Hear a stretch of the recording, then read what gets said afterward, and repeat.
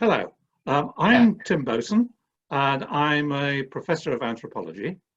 And I've been involved with my parents' stories about the war, about what happened. We're coming up to VE Day, and I thought it would be an interesting idea to talk to a German friend and colleague of mine about his experiences, although obviously not his personal experiences because he's two generations down, but to talk about his perception as a German, as how he saw the war and how people reacted to the end of the war. So I'm now just going to pass over to my colleague. Over to you, Florian. Yes. Hello. My name is Florian Ruths. I'm German by birth, but I'm actually British as well, I may say. I've been in this country for 27 years now. I'm entering my 27th year, and I'm very grateful to this country because I'm actually trained here.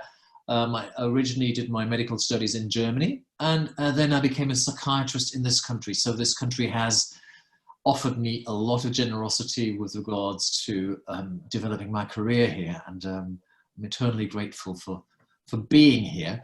But for me, it is equally emotional to think about VE Day, which is a concept completely unknown in Germany. You know, the concept of VE Day, people would ask me, what does that actually mean? So I'm very delighted that we can have a bit of a discussion about that and, you know, exchange stories. Obviously, the story, I was born 20 years after the end of the war and 20 years after the VE Day.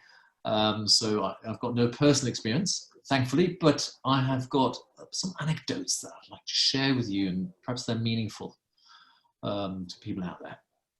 Thanks, Florian. Well, just to make sure we clarify, of course, VE Day meant victory in Europe, and it's celebrated on the 8th of May. Though technically, in fact, the war didn't come to an end because the Soviet Union didn't recognize the defeat in Europe until the 9th of May. But as far as the Western Allies were concerned, the 8th of May was the day to celebrate. And you may have seen, or at least your grandparents may have told you, that they as children saw celebrations in the streets and so on. Now, what I thought we'd try and do in this conversation is to talk about what it means to us now, 75 years on. Probably this will be the last major celebration because there are still some veterans who are alive who went through that. But in 25 years' time, clearly there won't be. Now, I've got some personal stories to tell, which we'll talk about, and I know Florian also has. But let's just put this in context. Europe had been ripped apart by the Second World War.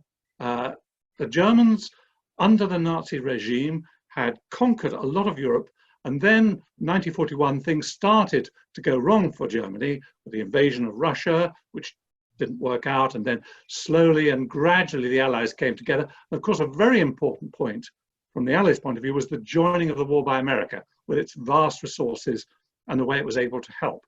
So that's the context. And if you can imagine the war, every nation, whether it was the Germans or the British or the French, everybody went through huge amounts of deprivation, rationing and difficulties. So for the ordinary people, it was a very severe and difficult time, which took years and years to recover. But obviously, it was a war of devastation too, with people being killed through intense amounts of bombing and fighting. So it was a terrible experience for our ancestors in that way. Now, I'm going to ask Florian for his view. First of all, how does the German nation deal with what was such a terrible past for them? Well, this is a massive question that you're asking there. You know, and it's a really also interesting generational question because there's obviously generation divide. So, I mean, I'd cut it really sort of in headlines. The generation that went through the war, sort of including my grandparents, they probably just sort of, they were probably, the bottom line was they were happy to be alive. A lot of people died. They were happy to be alive. And they said, you know, this was pretty bad. Let's just move on and rebuild the country. So between 1945 and 1955, people didn't really think too much about what had happened. They basically were busy kind of getting food together, building new houses, And Germany actually, as you may or may not know, recovered very quickly from the war. We call it the Wirtschaftswunder, which basically is the economy miracle. And within 10 years, Germany was back to where it was before the war, more or less. And, you know, Volkswagen was building lots of cars, and people were developing wealth, and people were immensely proud to have recovered from the war. And they would sort of say, oh, you know, well, and we won the World Cup in 1954. So that was the momentous moment where Germany thought, we're back. And that went on for a while until the mid-60s when I was born. Sort of until about 65, 66, and then the rumblings came along with it. So people started saying, hang on, something happened there that wasn't entirely right. You know, the politicians that were in charge were basically sort of taken over from that period, and we're the same people, you know, not Nazis, obviously, but perhaps Christian Democrats that had been, you know, for example, Adenauer had been mayor of, I think, Cologne, you know, during the war, and so he was, you know, he was somehow linked to sort of, he was obviously alive during the Nazi time. So, and there were lots of former Nazis and perhaps also judges and all these kind of people actually being involved in democratic politics, you know, pretending nothing had happened. And so in the 60s, that changed with the student movement. So 1968, the hippie student movement saying, you know, hang on guys, you parents, you were wrong, you've committed terrible crimes. And that's when Germany started actually processing all the sins of the war, and people really became aware this was terrible. And so there was a lot of memorizing and a lot of consensus within society to say, hey, we cannot allow this to happen again. This is terrible. We all need to know about this. We need to take responsibility. We need to make peace with our neighbors. We need to compensate Jewish people. We need to compensate victims of war. We really need to do what we can in order to own it and then process it, and never again. So that was the whole ethos in the 60s, 70s, and that's when I grew up. You know, in the war, we heard, it's a bit like in Britain, you hear about the victory of the war. In Germany, we heard about the terrible sins that were committed. So we grew up with a sense of guilt and a sense of shame. So that was very much ingrained in our nature. This is shameful. We're actually a shameful nation. Our forefathers were shameful. And then, you know, nowadays, you know, in the 80s, then there came a more of a recognition of owning that shame. Richard von Weizsäcker, he was the president at that time. He held a speech really for the first time as the head of state, owning German history and saying, we did wrong. And for us, the 8th of May, and that's back VE Day now, was a day of liberation. It was actually a day of liberation from a terrible regime, which we hold responsibility for, you know, we were involved with, but still we were able to get a second chance and become a democratic nation. So that was the first time when people mentioned that sort of sense of liberation. And this seems to have now been transmitted into the new generation of things. Well, it is a complete liberation, and we are all liberated and so happy that ultimately the Nazis were defeated. And it's almost like it hadn't got anything to do with us. And that's, I think, where it gets tricky for me, because my grandfathers, my grandmother, they were all involved. They were alive during the war, and they had terrible stories to tell what happened to them. So for me personally, it's much more painful to think about the war as just a liberation. There's also a huge amount of pain associated with that. So I think this is to cut a long story very short. I think it's very interesting as how a nation can live with some guilt. I mean, if you want to see that, that's emerging also, you know, within British history. For example, if you look back at the turn of the century, all the school textbooks and all things were in praise of the British Empire, what the British Empire was civilizing the world and how superior we were. And yet we recognize now as a society which has many different ethnic groups who came from that empire, how repressive it was in all sorts of ways. And it's quite difficult for nations to deal with guilt. And clearly the German guilt was huge because it was such an extreme totalitarian regime, which inflicted such terrible behavior on, when you have to think of the Holocaust, but also those conquered nations. So it's very difficult, and for the next generation to have to bear that guilt, when really what you're looking for is to try and heal those wounds. And you could see VE Day in some ways, celebrating 75 years of victory in Europe, as also as a way of reopening those wounds, which I hope won't happen. And I know over the last few years, there's been hands of friendship extended between the veterans of the war who were fighting each other, killing each other, now actually trying to come together, because in the end, it's the importance about how you treat other members of the human race rather than your view on a nation. I mean, I don't think the modern generation have any real animosity towards Germany other than you keep beating us at football. Well, it's fascinating. You know, I have watched, you know, being in this country now for 27 years, I've watched the different sort of, even this country going through different phases, you know, always the, you know, the D-Day celebrations, and then, you know, the pride that comes along with that, you know, that sort of unreserved celebration of war and of victory. You know, it is always sort of, it's always sort of stuck with me and saying, oh God, how can we celebrate war full stop? How can we actually be really jubilant about war? And it took, because we had been so trained in Germany to really seeing war as a disaster. I mean, talk about that a bit more. You know, for Germany, you know, war was an immense disaster. And so there was just nothing funny and nothing glorious about war. And to some degree, it was also because we lost it. You know? I think if we'd won it, I think we would have probably had much more of a relaxed relationship, or perhaps also victorious, or a positive feeling associated with it. But for us, it was just 100% you lose, I lose, everybody loses, a lose-lose-lose experiment. And it is always sat very, very uncomfortable with me to really see that sort of unreserved pride, you know, in war, and when, because it was, you know, this country is it was a war-winning nation in 2 occasions, not just one. You know, I learned a completely different ethos towards the whole concept of war. I think Germany fundamentally is a pacifist nation. We really just hate war, full stop. That's very interesting, because it is in terms of culture. Now, I'm not much older than you, so I'm not quite another generation, but almost.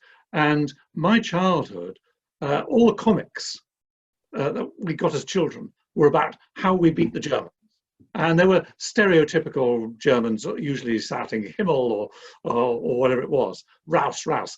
And I grew up with that. But at the same time, I had the family history. Now, and I'm sure it's the case in your family. My family, my father involved in the war, my uncles, didn't talk about it much. And I didn't really discover until much later what was going on. But I do remember as a child, my father had this wonderful camouflage jacket, which he used for gardening.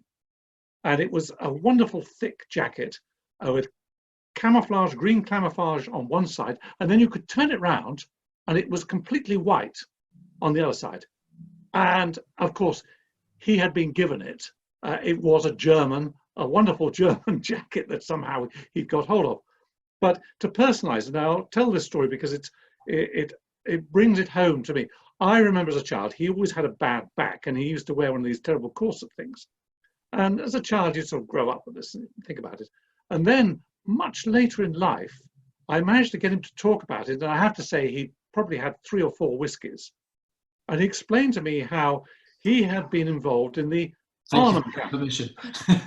The Arnhem campaign. Now, the Arnhem campaign was a disaster for the Allies. It was called Operation Market Garden. And the idea was that they were going to seize bridges going through Holland to shorten the war. And the final target over the Lower Rhine was the bridge at Arnhem. The Allied intelligence was very poor. And what they didn't realize was that there was a German panzer division actually based in Arnhem. And they dropped 10,000 paratroopers into Arnhem to have to deal with this. And they did seize the bridge. And there is a sort of slightly jingoistic film called A Bridge Too Far, which you may know about. But it roughly covers what the thing is. Now, my father wasn't in the paratroopers. He was in the Land Army, in the Coldstream Guards. And he was in a troop transporter. He was a captain at the time, and he was sat in the front with the driver, and they were going up one of these Dutch roads, going up to Arnhem. As you can imagine, they're very flat, and the German army had got some very good anti-tank guns and emplacements, so it was very dangerous. And they saw firing going up ahead, and my father said to the driver, "Look, let's pull in, because we're just a troop. There's a tank right behind us. We'll follow the tank." So they pulled in, and my father said to the driver, "Look, I'm just going to check exactly where we are." And at the back of the troop carrier, where the troops were, there was a little map table. So he goes to the back and he sits at the map table. The driver rolls the troop carrier slightly forward, straight over a landmine. Boom! They're all blown up. My father goes straight up through the canvas roof, and he could have been a foot one way, the other way, or a meter the wrong way, and he would have had his head split in half with the iron hoop. But he went straight through, and what a lucky guy! He landed in a tree. And 2 days later, they found him. So, as a child, this is one fantastic story. Well, actually, I was a teenager when I got this out of him. Really interesting story about something personalised with the war. And then I remember, and we were living in Birmingham at the time, and we were sat round the family table, and I was the youngest of 3 children. I can't remember how old I was, perhaps only 5 or 6 at the time. But I remember this so clearly. He came in and he was laughing. And my mother said to him, "What are you laughing about?" He said, "I've just received a telegram from the War Office saying that I've never handed in my service revolver. And where is it?" And he said, "I had great pleasure in writing back to them and saying, I think it's in this Dutch field somewhere. You can always go and look for it if you need it." So that sort of personal tied me to the war. So the war was very important in my childhood. And we had things on television, and it was pretty jingoistic. It was pretty, as you say, it was, in that sense, we could be proud because we won the war, and also at the same time because we were the politically correct ones. Nazi Germany was the horror. Now, from your point of view, I can see that it would be a much more different approach. You can't go having comic books full of soldiers having British stereotypes, because the problem was they won. And as a child, it's all about very simplistic stuff, winning or losing. But that's my little personal story. Well, this is so fascinating, and there's so many things I could pick up on, including the bridge too far, which was called the Brücke von Arnhem, which is the bridge of Arnhem. In the German, and I watched this. It was one of the first films I watched in the cinema by myself. I was probably about 12, 13. The time when you actually go to the cinema. Become an adult, and I remember vividly sort of seeing the Germans as the enemy, and as the evil guys in the film that sort of somehow win this thing, and you think, oh my God, this is terrible. But actually, just to interrupt, to be fair, I thought the film didn't do the terrible usual stereotype of Germans. No. But obviously, it was from an American sort of British perspective, and so you were really with your actors, and you were really suffering with them, and you thought, fuck, the other guys on the other side. That these are probably actually my grandfathers. So this is how we sort of developed as youths, really sort of sympathizing with these films, obviously with the British and the Americans, because they were often depicted as the ones that overcame the bad guys, which was actually my team. The bad guys was actually my heritage. So with time, I obviously developed a bit of a sort of a more subtle view of how does this all work? Who are the good guys? Who are the bad guys? My family are the good guys, but they were the bad guys in the war, and how do we bring it together? And so the stories emerged, and I was one generation, 20 years behind the end of the war. So 2 generations, my great aunt and my grandfathers, grandmothers, they were obviously full of stories that came out in little moments. And I just like to tell the story of my grandmother, who I was very fond of, and she was a very good narrator of history. She was a medical student. She actually got into medical school. As a woman during the war, she actually went to medical school at a quite late age. She was already in her mid-30s, so she was sort of my role model to become a doctor, in a way. She always took pride that she took studies in medical school, never finished, because something happened in the meantime that she never finished her medical studies, which was she got married and she got kids. And that was during the war. And she lived in a place called Darmstadt. Darmstadt is a small town next to Frankfurt, and Darmstadt sort of took a bit of pride in having a sort of an archduke who was basically vaguely related to the British sort of crown, and so Darmstadt was always wondering why all other cities around Darmstadt were bombed during the war, but not Darmstadt. They always say, "Oh, it's probably because we're related to the." So this was the myth. Everybody was on. Every other town's now been bombed. We haven't been bombed.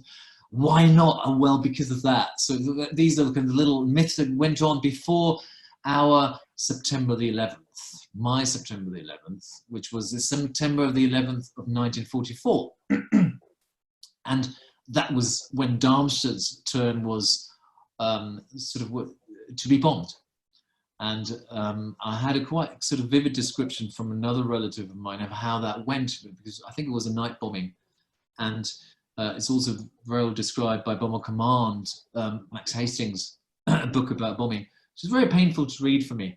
And basically, they basically bombed Darmstadt, and Darmstadt was largely destroyed, including the wealth and the heritage of my grandmother. She was sitting in a bunker very near the house. You know, the alarm bells went off.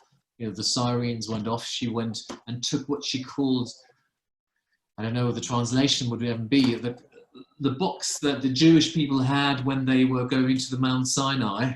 There was a box they were carrying, and she had that name for that box. For that box where she kept all the essentials, all the paperwork, all her jewels, some money. She took that to the bunker, and including some, some letters and all the rest of it. And she stayed in the bunker, and the city was bombed. And when she came out of the bunker, her wealth, in form of a big house with some, some tenants in it and all the rest of it, gone. It was burned to the ground, that was the end of her being a sort of rather wealthy and rather established woman. So she basically had a little country shed. It wasn't even a proper house. It was more like a habitable shed, about 50, perhaps 80 kilometers out of Darmstadt. That's where she went to live for a few years. Now, the good news about this is that something really, really useful came out of this. That's why I'm telling the story. It's quite existential in a way. Because she had fallen in love, and she had got married to that beautiful, handsome, sort of dashing younger soldier. Actually, he was 5 years younger than she was, who she'd met. She was a medical student, so she was looking after injured soldiers the year before, and she met this dashing, handsome man, who turned out to be her husband to be, and she got married to him, really in love. They were reading poetry to each other, and and because she was bombed, the German sort of command had a little compassionate edge to it, and we call it, you were bombed out, ausgebombt. Ausgebombt is the German expression. You were sort of bombed out of your house, which basically reflects what Harris was trying to do. He was trying to bomb people out of their house. So she was ausgebombt. And when you're ausgebombt, you can basically get your relatives to come and support you. So my grandfather, who's on the Russian front, he got some leave. So he got some leave, and then guess what happened? He came back. He found his, my grandmother in her little shed somewhere near Darmstadt. Love was still in the air. So he then sort of stayed, and then we had to go back to the Russian front. And he came back. His story was, and this is a different story, he was basically then meeting the Americans and the Russians meeting in Torgau and the Elbe, and sort of shaking hands there, and he was there. And they divided the prisoners, the German prisoners, up, counting 1, 2, 1, 2. And he got the odds, and he went to British, being a British prisoner of war, while everybody else with the odds went to the Russians. Now, the ones who went to Russians didn't come back, and he was back in May, late May, early June 1945. And then my mother was born. Wow, and that's amazing. I mean, that is such a good story, because as you say, he could easily have had to go to the Soviet Union. Yeah. And we know that they were, well, essentially just used as slave labor, and so many died. So he was, yeah, the luck. We both had, I mean, we're here. We both had amazing bits of luck from obviously the different sides of the war. But that's a fascinating story. And of course, yes, I mean, what you're saying is a lot of contentious stuff about the bombing, and of course there were a lot of resistance to Bomber Command even getting a memorial here because of Harris's view on carpet bombing, which I think attitudes changed, but it was clearly at the time, and I guess this would be the same for the German army, would say exactly the same. It was desperate times. We were in, absolutely. And this is what happened to our ancestors in a way. That's right. They were involved in that. And you know, I think my grandmother's, you know, she told the story very vividly. You know, she said it came out, and she, you know, the feeling that she described when she came out and said, "I'm alive." Her house was destroyed. She went through the rubble and she found the Iron Cross that her father had earned during the First World War, which is still in my possession somewhere. So it was burnt, but you know, still the iron was left. She saved that. She gave it to me at some stage. I didn't know what it meant. I really didn't. You know, obviously much later you would start establishing what on earth is this object. Yeah. But she said, I was just glad to be alive. I wasn't in a bad mood. I was happy to be alive. Because lots of people, 20,000 people died in Derbyshire that night. And so she was happy to be alive. And she never looked back in anger. And she said, this is an interesting story that I think connects me back to why I'm here and the sort of the British. She had a very fond relationship with Britain. She spoke English fluently. In fact, she was actually engaged to a man who was half Jewish before the war. And he said, we need to go and get married in England. So she was planning to leave for England in the mid-30s. So she was a very fond relationship with England for some reason. And she said, I heard the story, it was a report then that a British bomber was basically taken down by the flak, as we call them. And they lynched one of the pilots that survived. And she said, I was really upset about that. That wasn't right. That was really awful. I was really upset about it. And I've been telling this story, sort of makes me well up because it obviously reflected on the drama, on the human drama of, you know, you're in the middle of something that you have got no control over. You know, you haven't chosen to live in Germany at that time. Your wealth is being destroyed. My grandmother was, after that, a very, very modest, you know, she was a sort of rather wealthy woman before that, because she was getting rental income from that house that she had tenants in, and that was all destroyed. So she lived on a very modest sort of amount of money. She was no longer a rich or a wealthy woman. So her life had changed for good. But at the same time, there was a certain amount of, so this is not personal, you know, these guys are not doing this because they want to hit me, you know, this is because we're sort of all part of something that's much larger than us. And so she was expressing that with a lot of sort of emphatically, that was really upsetting that they did that to that poor British guy. and to the day I wish I would establish who that person was. So one of my projects would be to really find out who that family was. There must be just endless stories of Yeah. those things happening, and of course war, and it's a cycle, isn't it? Once people start being killed and drumming up the enemy, and of course governments, in terms of having to, wanting to win wars, drum up that sort of hatred, so that the propaganda, I was reading about the propaganda of the First World War, which was even worse in terms of some of the propaganda and how dehumanizing you make the enemy. I suppose in the Second World War, just because of the regime, that the politics was so much easier than in the First World War.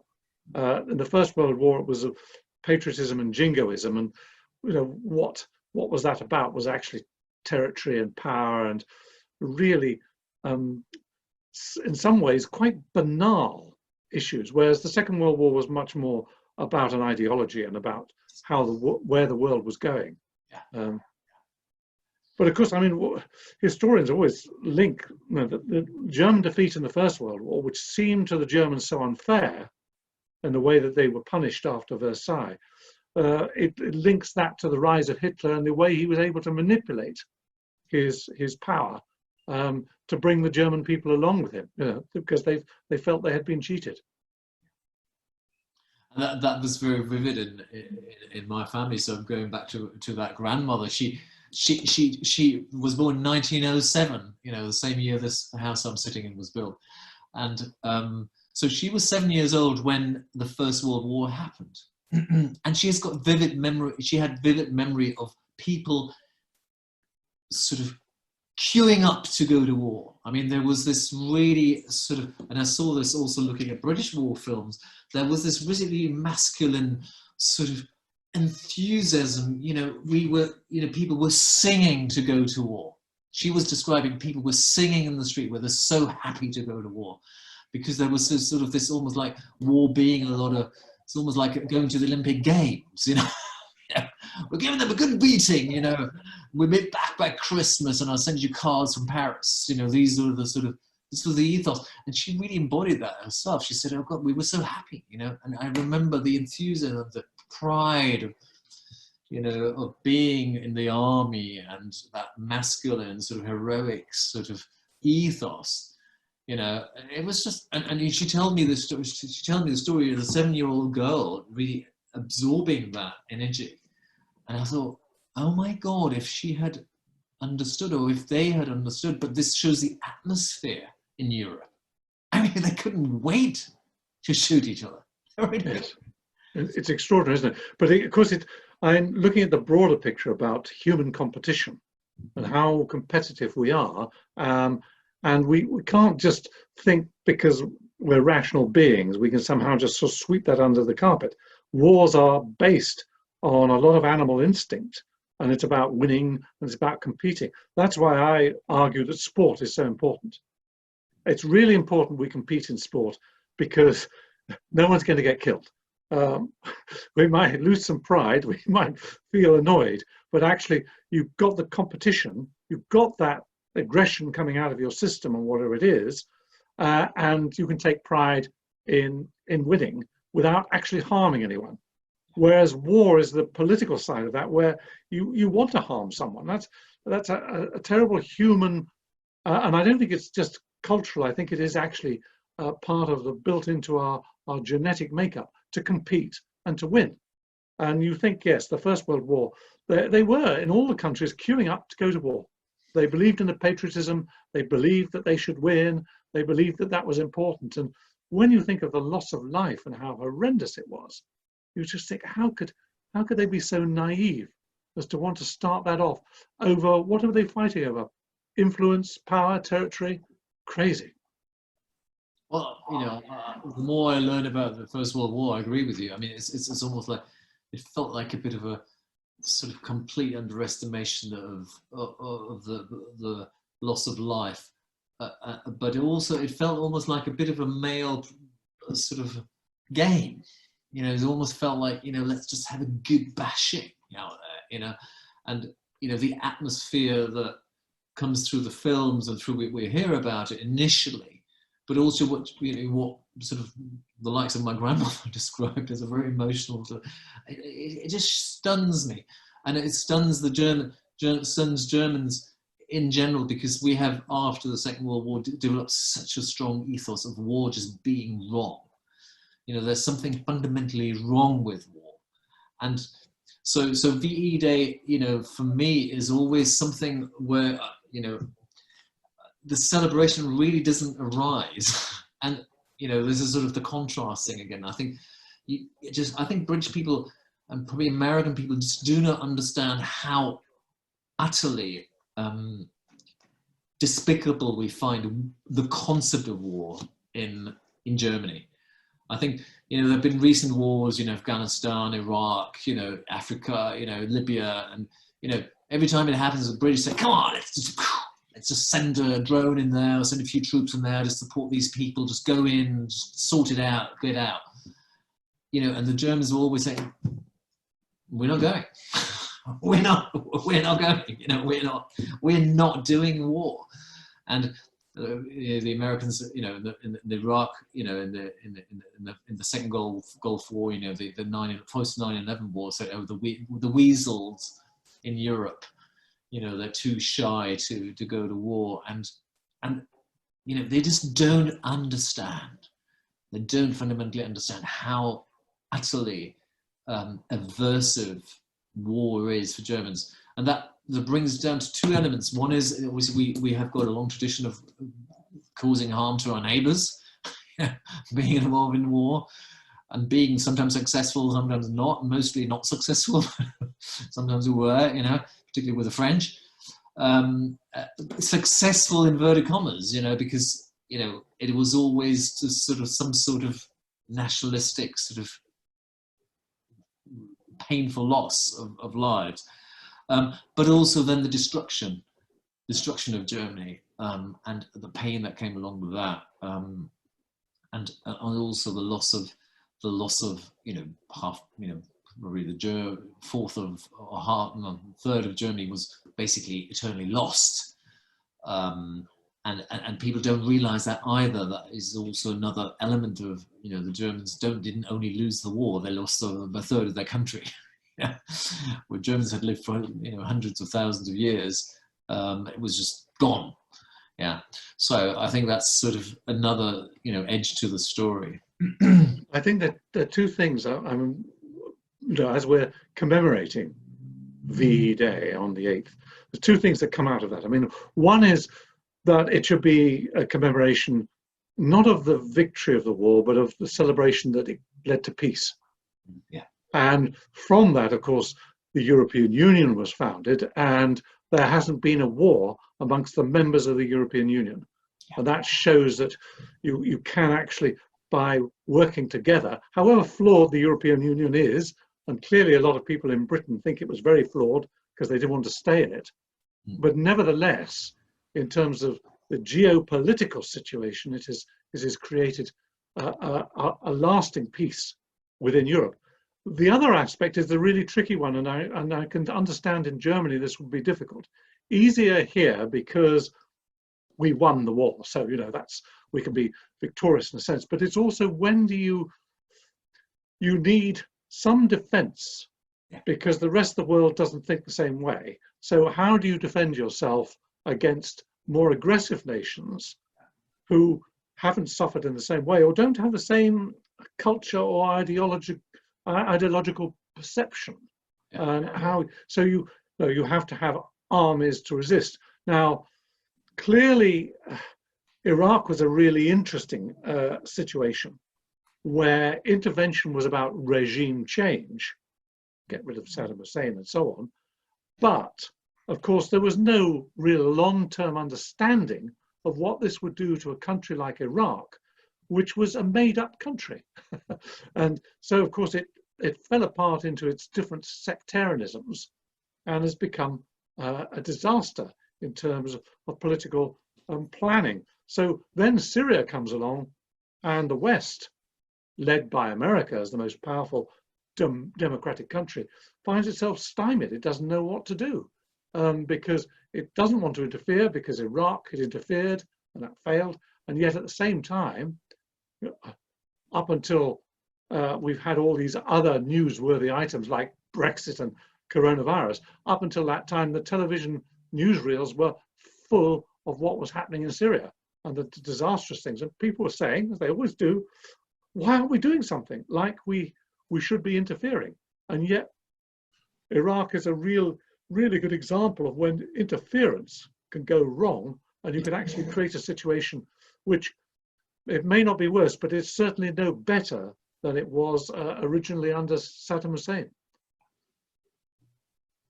So I think you're raising so many points, and that's why, for me, VE Day is also a day of celebration.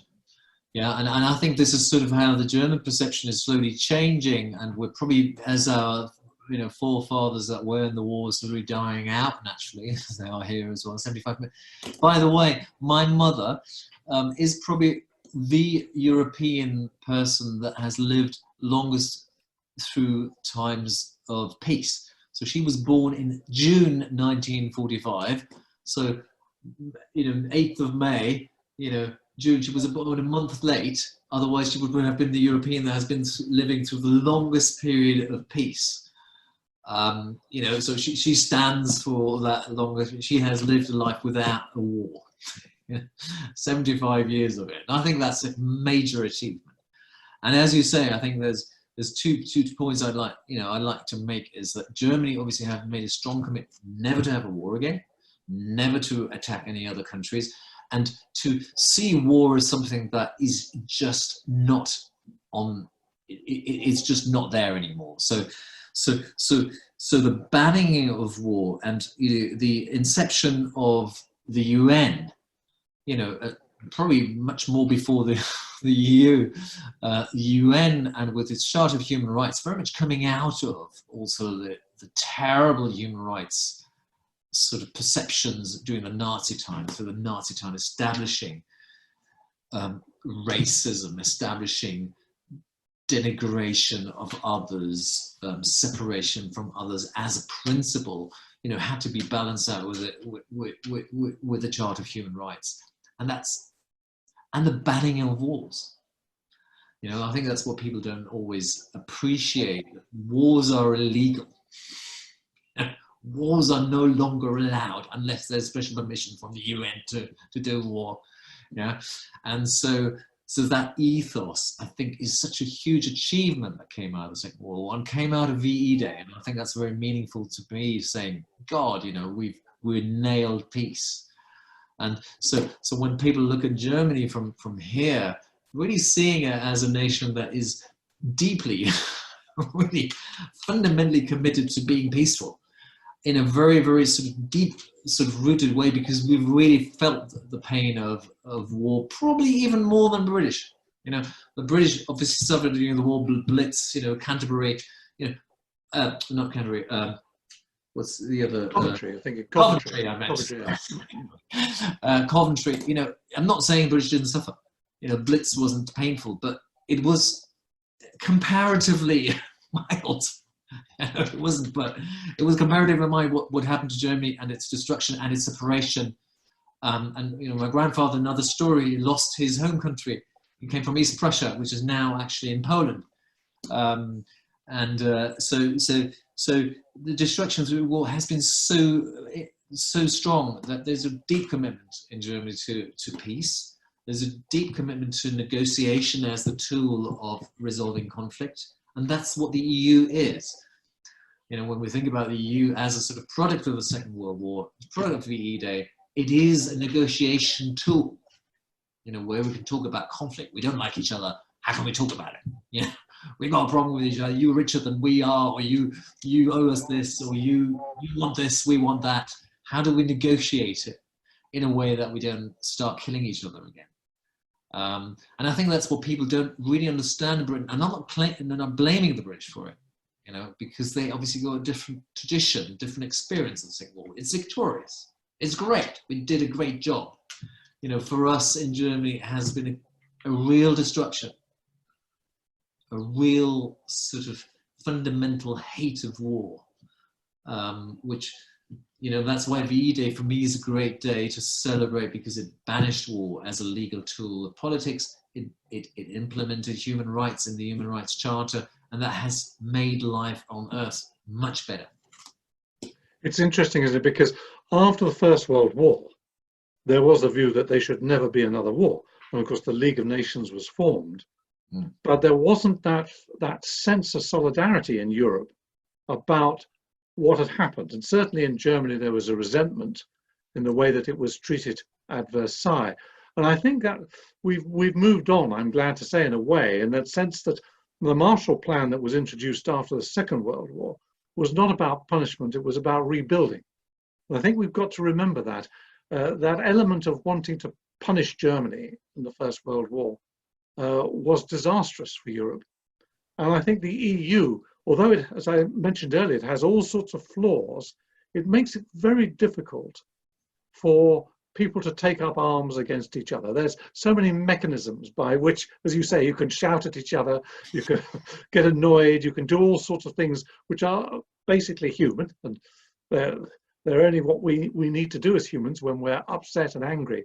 But it's contained within a framework which makes it impossible then to start actually fighting each other.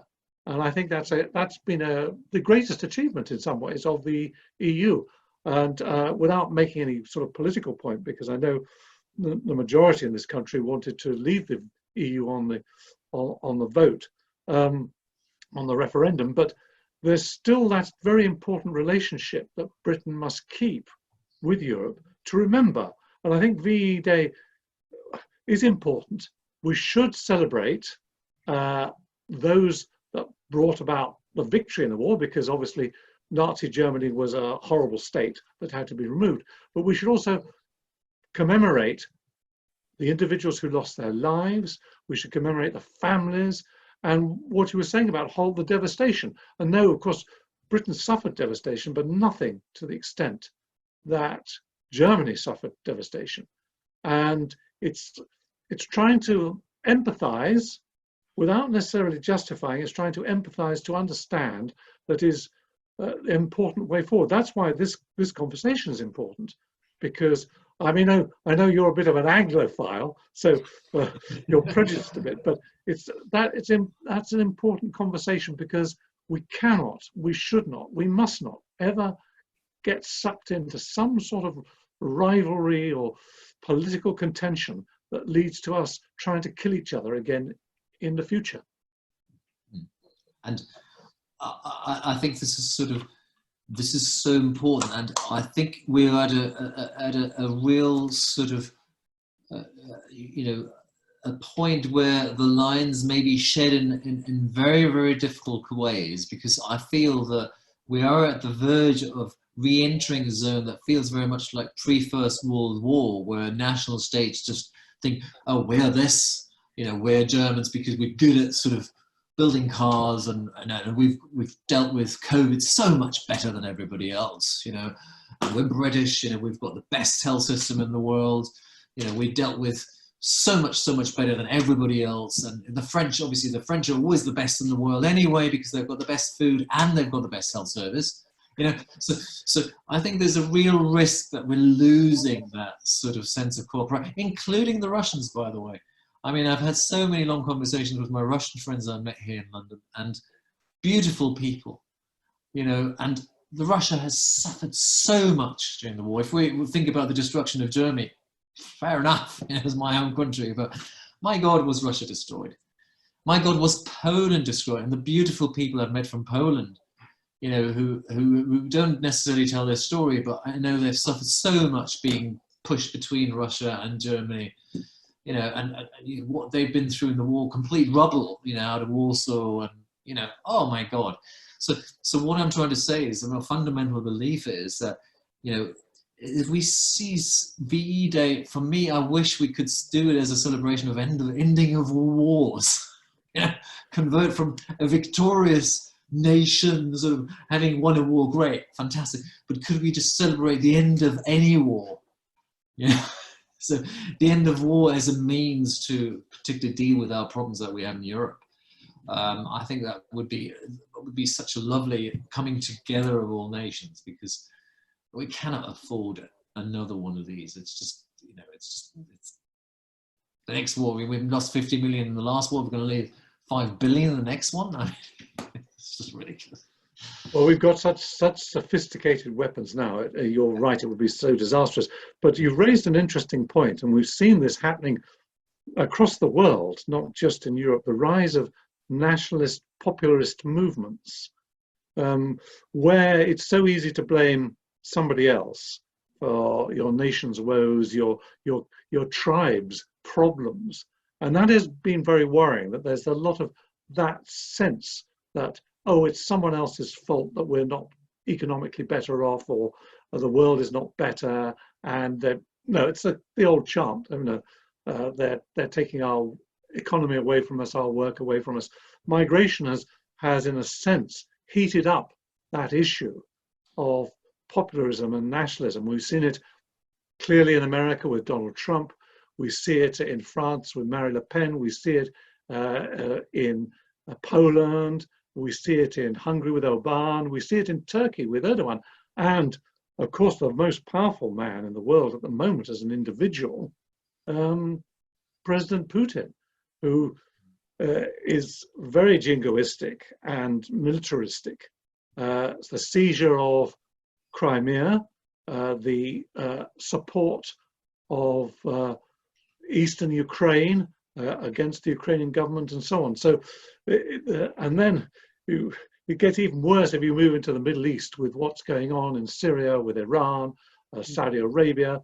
There's so much to be worried about in that sense. So it's important Europe sets a good example and deals with its difficulties and its controversies in a peaceful manner. Absolutely, and I hope this is probably you and I are probably going to be lone voices, I suspect, particularly under the current sort of crisis where everybody's just fighting for themselves, and everybody's looking at their own health system, and it pains me so much, because I think we've lost massive opportunities to work together in the COVID crisis, which is a form of war against the virus, isn't it?